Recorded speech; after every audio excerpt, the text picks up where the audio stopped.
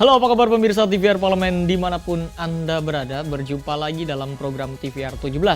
Bersama saya Alfa Triski dan pemirsa tepat pukul 17 waktu Indonesia Barat. Kami hadirkan kepada Anda sejumlah informasi paling baru dan menarik seputar kinerja dan kegiatan DPR RI yang telah disajikan oleh redaksi TVR Parlemen. Pemirsa TVR Parlemen, inilah TVR 17 selengkapnya.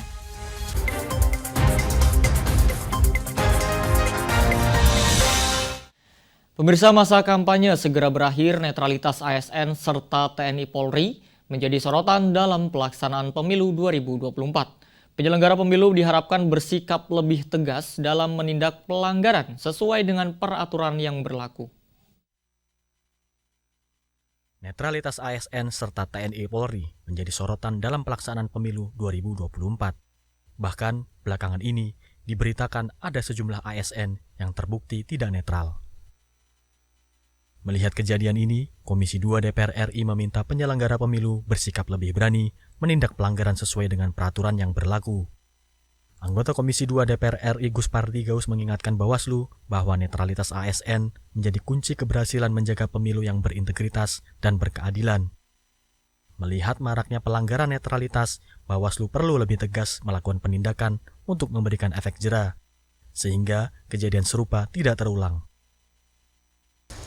Ini perlu saya ingatkan kepada Bawaslu dalam rangka bagaimana pemilu pada 2024 ini berjalan secara demokratis sesuai dengan ketentuan dan peraturan yang berlaku dan tidak dirusak oleh oknum-oknum atau siapapun. Apakah dia pejabat, apakah dia ASN ataupun TNI dan Polri. Kita berharap bagaimana memberikan legasi yang luar biasa yang kita persembahkan kepada anak bangsa. Mengacu pada data Kementerian Pendayagunaan Aparatur Negara dan Reformasi Birokrasi, sejak awal 2023 hingga November 2023, terdapat 183 laporan dugaan pelanggaran netralitas ASN. Dari jumlah itu, sebanyak 73 laporan terbukti melanggar. Mario, TVR Parlemen, melaporkan. Beralih ke berita selanjutnya, pemirsa. Dewan Kehormatan Penyelenggara Pemilu atau DKPP memiliki peran penting dalam pengawasan penyelenggaraan pemilu 2024 dan Komisi 2 DPR RI menilai DKPP harus lebih aktif dan memberikan sanksi berat terhadap penyelenggara pemilu yang terbukti melakukan pelanggaran etik. Berdasarkan Undang-Undang Nomor 7 Tahun 2017 tentang Pemilihan Umum, Dewan Kehormatan Penyelenggara Pemilu atau DKPP memiliki peran penting dalam pengawasan penyelenggara pemilu. Untuk itu, anggota Komisi 2 DPR RI Endro Suswantoro menilai DKPP seharusnya lebih aktif sejak awal dalam menjaga etika penyelenggara pemilu. Berdasarkan pasal 156 ayat 1 disebutkan tugas DKPP adalah menerima aduan dan laporan terkait adanya pelanggaran kode etik dari penyelenggara pemilu. Selanjutnya, DKPP harus melakukan penyelidikan dan verifikasi serta pemeriksaan atas aduan terhadap KPU dan Bawaslu. DKPP diharapkan dapat memberikan sanksi berat terhadap penyelenggara pemilu yang terbukti melakukan pelanggaran etik. DKPP itu harus proaktif. Ini juga bocor kan, akhirnya ada bukti-bukti yang ada rekaman dan sebagainya. Ini harusnya DKPP mengambil alih, menyidangkan mereka. Ini pelanggaran etik berat dan mereka harus diberi sanksi yang berat juga, sampai juga mungkin penonaktifan dari penyelenggara pemilu yang ada. Belakangan ini Ketua KPU Hasyim Asyari dianggap melanggar kode etik karena menerima pendaftaran capres-cawapres tanpa dasar hukum yang jelas terkait batas usia. Hasyim Asyari pun mengaku siap menerima apapun hasil dari keputusan DKPP. Ketika dipanggil sidang kami juga sudah hadir memberikan jawaban, memberikan keterangan, alat bukti dan argumentasi. Jadi apapun putusannya ya sebagai pihak teradu kami tidak akan komentar terhadap putusan tersebut. Tim Liputan TVR Parlemen melaporkan. Ketua DPR RI Dr. Honoris Causa Puan Maharani pada penutupan masa persidangan 3 tahun sidang 2023-2024 menekankan pemilu merupakan hak setiap warga negara dalam menentukan pemimpinnya sesuai amanat konstitusi. Ketua DPR RI Dr. Honoris Causa Puan Maharani telah menutup masa persidangan 3 tahun sidang 2023-2024. Meski persidangan kali ini relatif singkat, Puan menyatakan tugas dan konstitusional DPR RI tetap berjalan baik di tengah kepentingan pemilu 2024. Puan Maharani menekankan pemilu merupakan hak setiap warga negara dalam menentukan pemimpinnya sesuai amanat konstitusi. Artinya, negara tidak boleh mengurangi hak rakyat dalam menjalankan kedaulatan untuk memilih sesuai hati nurani. Berkaitan dengan itu, DPR RI berkomitmen menegakkan praktek berdemokrasi yang tetap menjaga persatuan bangsa serta konstitusi. Seluruh aparat negara diharapkan mampu menciptakan kondisi politik dan sosial yang kondusif jelang pemilu. Dan perhatian yang besar pada pelaksanaan pemilu 2024 agar sesuai dengan amanat konstitusi. Inti dari pemilu adalah rakyat menggunakan haknya, menjalankan kedaulatannya untuk memilih pemimpin dan wakil-wakilnya. Hak rakyat untuk memilih secara bebas. Negara tidak boleh mengurangi hak rakyat dalam menjalankan kedaulatannya. Harus diberi ruang kebebasan yang seluas-luasnya bagi rakyat untuk memilih sesuai hati nuraninya. Selanjutnya, Puan berpesan alat kelengkapan dewan lainnya untuk dapat memastikan kelancaran distribusi sarana dan prasarana pemilu 2024, sehingga logistik pemilu dapat tersedia sesuai dengan jadwal yang direncanakan. Mario Dandomi, TVR Parlemen melaporkan.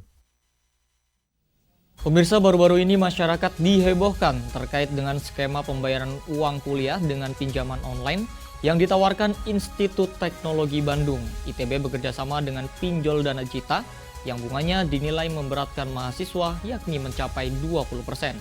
Lantas bagaimana tanggapan dari DPR RI terkait hal ini? Informasi selengkapnya akan kami hadirkan sesaat lagi, tetaplah di TVR 17.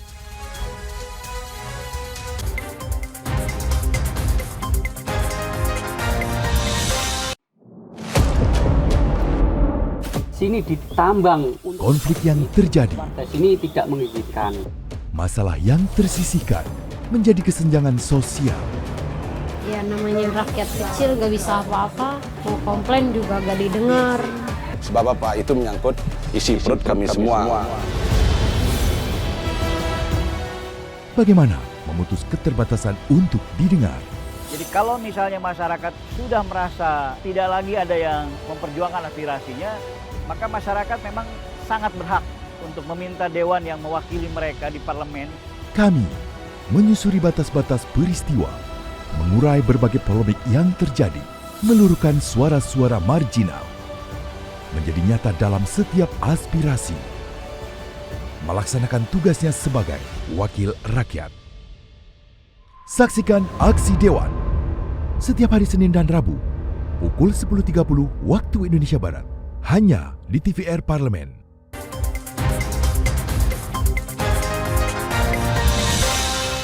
Kembali di TVR 17, pemirsa, DPR RI menyayangkan adanya kerjasama kampus Institut Teknologi Bandung dengan penyedia pinjaman online Dana Cita dalam memberikan pilihan metode pembayaran uang kuliah tunggal. Dikhawatirkan adanya pinjaman ini berpotensi membuat mahasiswa malah terlilit pinjol karena belum memiliki penghasilan tetap. Untuk itu DPR RI mendesak pihak kampus harus memberikan solusi yang tepat untuk membantu mahasiswa yang belum dapat melunasi biaya kuliah. Pemirsa, simak laporan mendalam yang telah dihimpun oleh tim redaksi TVR Parlemen berikut ini.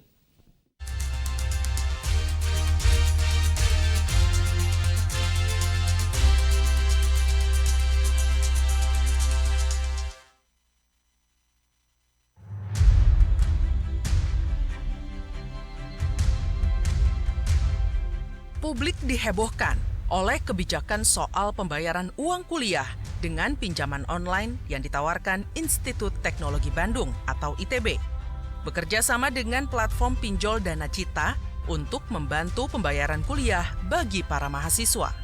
ITB telah bekerja sama dengan aplikasi pinjol tersebut sejak tahun 2023 dan sudah ada sekitar 10 mahasiswa yang menggunakan produk pinjaman online Dana Cita. Merespon hal ini, DPR RI menyayangkan adanya kerjasama kampus Institut Teknologi Bandung dengan penyedia pinjaman online Dana Cita dalam memberikan pilihan metode pembayaran uang kuliah tunggal. Pinjaman online berpotensi merugikan mahasiswa, mengingat bunga pinjol Dana Cita mencapai 20%. Dan banyak mahasiswa belum memiliki penghasilan tetap yang akan berdampak terhadap pembayaran cicilan tersebut. Jangan diarahkan kan, yang namanya pinjol itu udah masyarakat udah tahu ya, mau yang resmi maupun yang ilegal sama-sama memberatkan ya. Sekarang mau dimasukin ke kampus, ini ada apa, kerjasama ini kan lucu gitu ya. Jadi ya kalau mau bantu mahasiswa dengan kebijakan, kita kan punya dana abadi pendidikan yang jumlahnya sangat besar itu ya. Kenapa nggak ngambil dari situ? Kita kan gunanya tujuan dana abadi pendidikan itu untuk mengcover hal-hal seperti itu bagi yang nggak mampu terutama.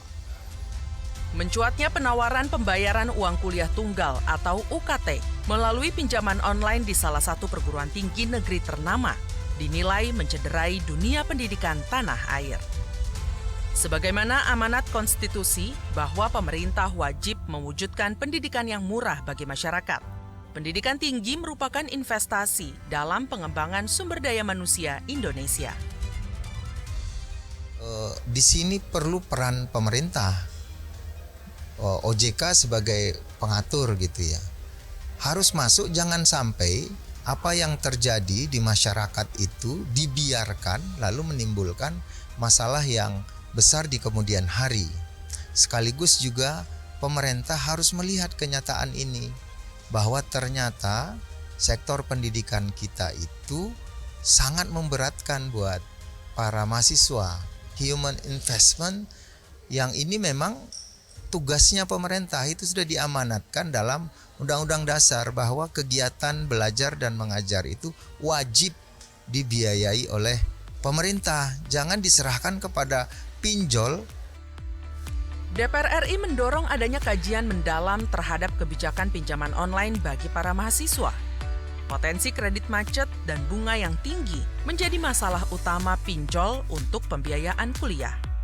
Untuk itu diperlukan segera regulasi yang mengatur tentang pinjaman online untuk pembiayaan kuliah, agar hal ini tidak menjadi masalah di kemudian hari. Bermasalah buat masyarakat dan itu akan berpengaruh. Kalau untuk yang ya saya kira kan banyak sekali pengaruhnya terhadap pendidikan maupun terhadap perekonomian masyarakat. Ini yang sementara kita berharap mudah-mudahan ada regulasi yang tepat untuk mengawal pinjol ini supaya betul-betul bisa bermanfaat dalam arti yang positif, bukan merusak. Karena pinjol yang ada sekarang ini sebagian besar dari informasi yang kita dapat di Komisi 11 itu, sebagian besar pinjol ini adalah pinjol-pinjol ilegal yang kemudian bukan membantu masyarakat tapi justru sangat merugikan masyarakat. Pemerintah sudah seharusnya menyediakan solusi yang konkret bagi masyarakat yang ingin melanjutkan sekolah di perguruan tinggi. Harus diakui, saat ini biaya untuk kuliah di perguruan tinggi sangat mahal. Banyak generasi muda lebih memilih bekerja terlebih dahulu pasca lulus sekolah menengah atas daripada melanjutkan kuliah. Selain menyediakan pendidikan tinggi yang murah bagi masyarakat, pemerintah dapat mendorong kemudahan pembiayaan usaha bagi generasi muda agar memiliki penghasilan. Tim TVR Parlemen melaporkan.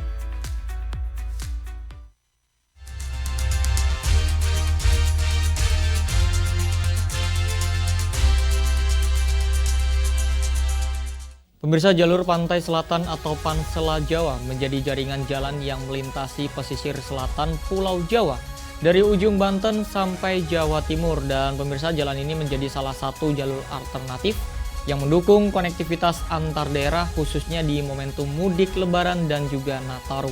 Informasi selengkapnya jangan kemana-mana, tetaplah bersama kami di TVR 17.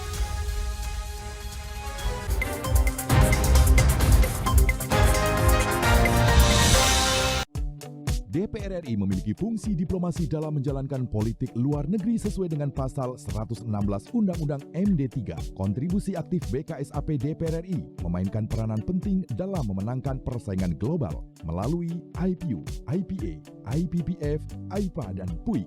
BKSAP memiliki komitmen yang tinggi dalam krisis kemanusiaan dunia. Fungsi diplomasi dijalankan untuk mendukung upaya pemerintah dalam melaksanakan politik luar negeri.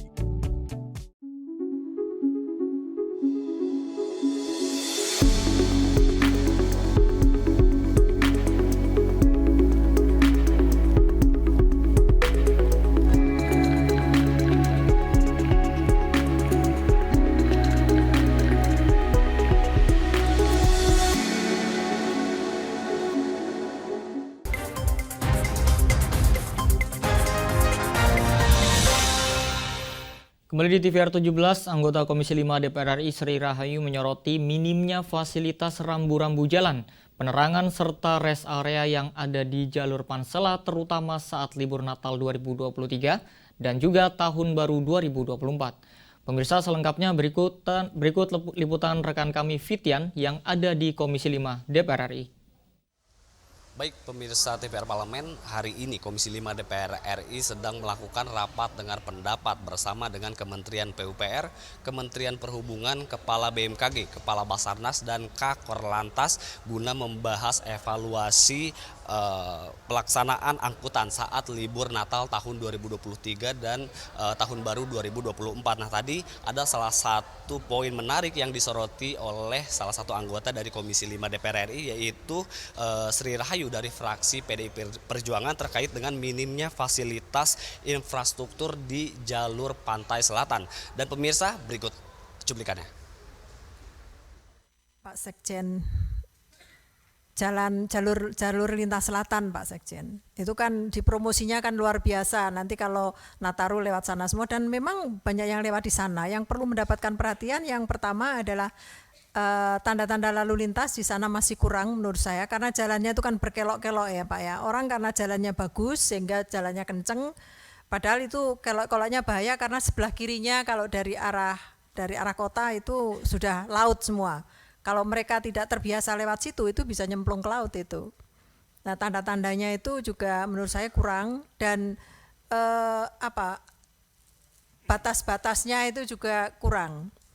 Perlu mendapatkan perhatian karena memang kalau dilihat itu kan indah banget sehingga orang penasaran pada lewat sana, dan itu banyak kendaraan, kan jalannya agak kecil ya, simpangannya itu tidak terlalu besar sehingga itu berbahaya sekali, dan kalau belok itu kehalang oleh batu-batu gampang itu bahasa Indonesianya apa itu, bukan maksudnya di gunung-gunung batu kan itu, sehingga kalau belok itu seringkali nggak kelihatan begitu, nggak kelihatan kalau itu ada belokan, dan kalau ada kendaraan dari lawan arah itu berbahaya juga, sehingga ini perlu tanda-tanda lalu lintas di situ, dan penerangan sangat dibutuhkan di sana Pak Menteri. Karena memang jalannya kalau malam itu sangat gelap sekali, sehingga ini perlu penerangan dan itu sangat berbahaya. Termasuk mohon rest areanya diperhatikan Pak. Itu sekarang menjadi kumuh Pak di sana. Karena tidak diatur mungkin, atau belum diatur, bukan tidak diatur tapi belum diatur, sehingga itu menjadi tempat-tempat yang berbahaya kalau ada orang mau ke situ minum kopi atau apa, karena kan dingin di sana ya kalau sudah sore itu kalau dia berhenti di jalan itu sangat berbahaya, sehingga ini perlu segera ditindaklanjuti untuk rest areanya dan diatur siapa yang boleh di situ, mana yang area tidak boleh, mana yang boleh berhenti. Oleh karena itu perlu langkah-langkah segera, karena sekarang sudah mulai banyak orang wisata ke sana karena ada tempat wisata baru yang memang banyak dikunjungi. Nanti tanggal 14 itu kan banyak liburan juga, tahun baru ya. Tahun baru Islam juga, itu juga banyak orang yang akan berwisata. Baik pemirsa, tadi kita sudah saksikan bagaimana pernyataan dari anggota Komisi 5 DPR RI, Ibu Sri Rahayu, dalam rapat dengar pendapat membahas evaluasi pelaksanaan angkutan di hari libur Nataru. Nah, di mana tadi ia menyampaikan bahwa jalur Pansela ini masih perlu mendapatkan perhatian fasilitas, diantaranya masih minimnya rambu-rambu lalu lintas, penerangan jalan, pembatas jalan, ruas jalan yang sempit, hingga rest area yang tidak terawat dengan baik, sehingga hal tersebut dikhawatirkan dapat membahayakan keselamatan para pengguna jalur di jalur Pansela ini. Nah, karena menurut Sri Rahayu jalur Pansela ini sudah dipromosikan dengan sangat luar biasa, dan tidak sedikit masyarakat yang sudah menggunakan jalur tersebut untuk liburan dan untuk mudik saat hari raya. Nah, oleh karena itu Sri Rahayu juga meminta kepada mitra kerja Komisi 5 untuk segera membenahi masalah-masalah di jalur Pansela, karena diperkirakan akan ada peningkatan mobilitas pada hari-hari libur di bulan Februari dan saat libur Hari Raya Idul Fitri pada bulan April mendatang. Dan demikian pemirsa yang dapat saya laporkan, kembali ke studio. Selanjutnya pemirsa, apa saja yang menjadi topik perbincangan di media online nasional pada hari ini? Usai jeda tetaplah di TVR 17.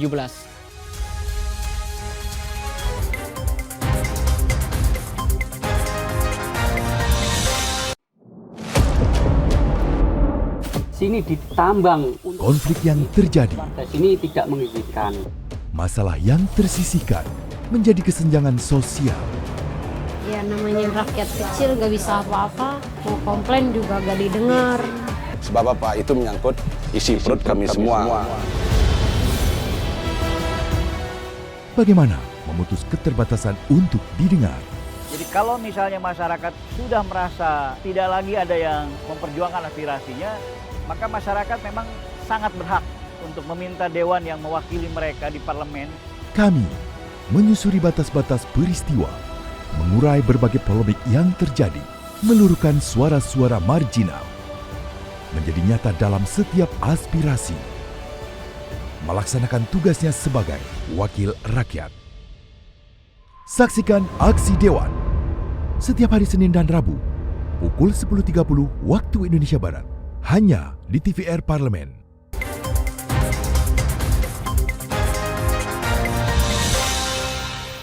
Ya, terima kasih pemirsa, Anda masih bersama kami di TVR 17 dan pemirsa, kali ini kita masuk ke segmen media online nasional. Mari kita simak isu apa saja yang menjadi sorotan media serta tanggapan dari sejumlah anggota Dewan. Bersama rekan kami Nazia Zudirza, silakan Nazia.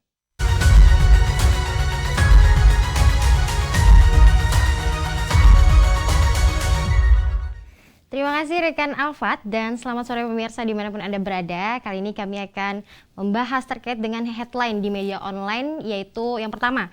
Ini terkait dengan tolak pinjol sebagai opsi pembayaran UKT, DPR RI usulkan pembaharuan struktur anggaran pendidikan. Seperti yang Anda saksikan di layar kaca Anda pemirsa, di sini Komisi 10 DPR RI pertanyakan sikap pemerintah yang membiarkan mahasiswa terlilit utang demi mencicil pembayaran uang kuliah tunggal atau UKT. Terkait dengan hal ini, Wakil Ketua Komisi 10 DPR RI Abdul Fikri Fakih menyayangkan sikap perguruan tinggi yang memberikan opsi pinjaman online kepada mahasiswa. Pinjol dinilai sebagai keputusan yang tidak bijaksana dan konstitusi menyebutkan bahwa pendidikan adalah tugas negara. Sebagaimana tertuang dalam pasal 31 ayat 1 sampai 5 Undang-Undang Dasar 1945. Dan di sini tidak ingin berpolemik panjang, DPR RI usulkan pembaharuan terhadap struktur dan formula anggaran pendidikan. Sebagai informasi, anggaran pendidikan diambil dari 20% APBN yang jumlahnya lebih besar dikelola oleh pemerintah daerah dibandingkan pemerintah pusat melalui Kementerian Pendidikan, Kebudayaan, Riset, dan Teknologi. Di sini pemerintah diingatkan untuk tidak setengah hati membangun sumber daya manusia yang unggul. Baik pemirsa, beralih ke berita selanjutnya yang menjadi headline di media online, yaitu wujudkan visi Indonesia Emas melalui RPJPN 2025 hingga 2045 sebagai penunjuk arah pembangunan. Dapat Anda saksikan di layar kaca Anda pemirsa. Di sini Indonesia memiliki visi Indonesia Emas, yaitu menjadi bangsa yang berdaulat, progresif, adil, dan makmur yang akan dirayakan tepat pada hari kemerdekaan ke-100, yakni pada 2045 mendatang. Antara lain, untuk mewujudkan visi ini, Indonesia membutuhkan generasi pemuda yang berkualitas dengan berbagai tantangan di masa depan yang berbeda dengan tantangan yang ada saat ini, pemirsa.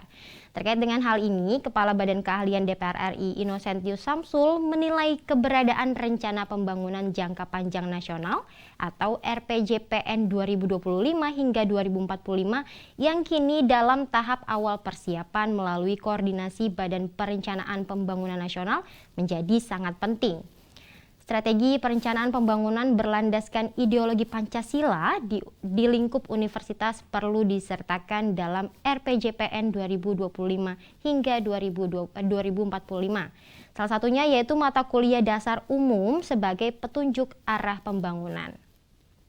Dan pemirsa, itu tadi headline di media online pada hari ini, yaitu tolak pinjol sebagai opsi pembayaran UKT, DPR RI usulkan pembaharuan struktur anggaran pendidikan, serta wujudkan visi Indonesia Emas melalui RPJPN 2025 hingga 2045 sebagai penunjuk arah pembangunan. Sekian dari saya, kembali ke rekan Alfat.